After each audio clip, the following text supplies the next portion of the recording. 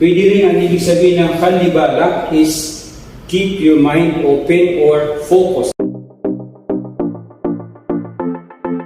Assalamualaikum, marhaba. Kaibigan, baka sakaling makatulong sa iyo ang mga Arabic words na ito.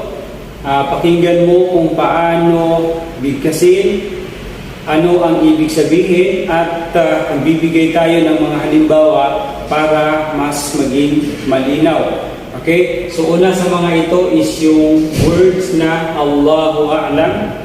Allahu A'lam, literally ibig sabihin ang Allah ang higit na nakakaalam. So pwede mong banggitin o sabihin yan kapag ikaw ay may sinasabi, kinukwento halimbawa na hindi ka sigurado kung 100% ba itong tama. Okay? So usually ginagamit ko ito ng maraming mga scholars sa Islam kapag sila ay nagpapaliwanag tungkol sa reliyong Islam, tungkol sa usaping Islam.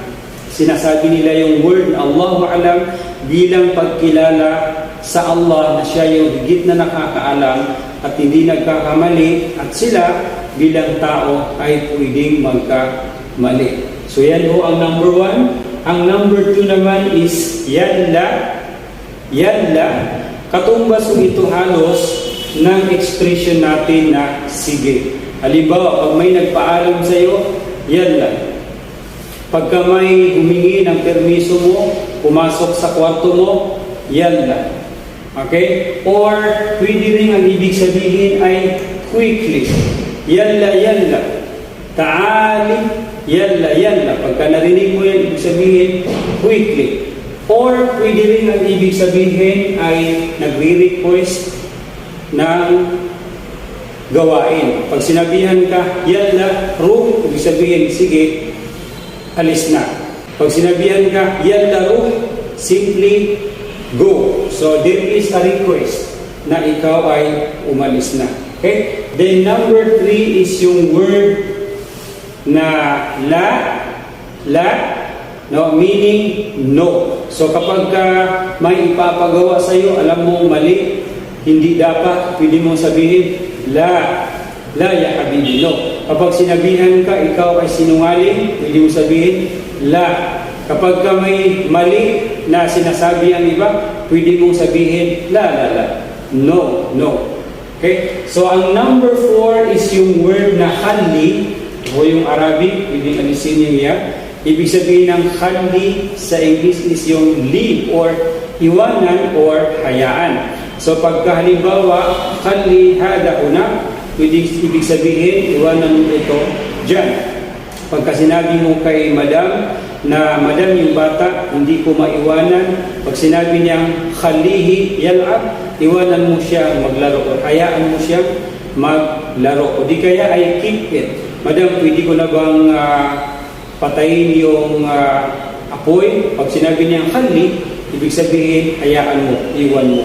So yun ang khali. Then, itong expression na khali balak, take note, ang balak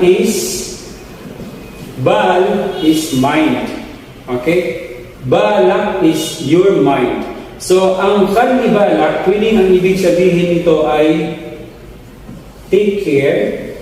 Okay? Ibig sabihin, mag-ingat. Pwede rin ang ibig sabihin ng khali balak is keep your mind open or focus. Halimbawa, mayroon akong sinasabi at sinabihan kita na khali balak, ibig sabihin, mag-focus ka, mag-concentrate ka. Okay, so kahit yan lang muna. Anyway, kung meron kang sariling pagkaintindi sa mga salitang ito, meron ka rin mga pinaggagamitan sa anong oras, anong situation, sana ho ma-share niyo po sa comment section po natin para mas lalo maging malinaw po sa lahat ng ating mga viewers, lalo na sa mga first-timers. Maraming salamat po sa inyong partisipasyon. Kung nagustuhan mo yung ganitong video, I hope ma-like mo ang video na ito at ma-share mo po doon sa mga hindi pa nakakaalam. Sa muli, maraming salamat and God bless.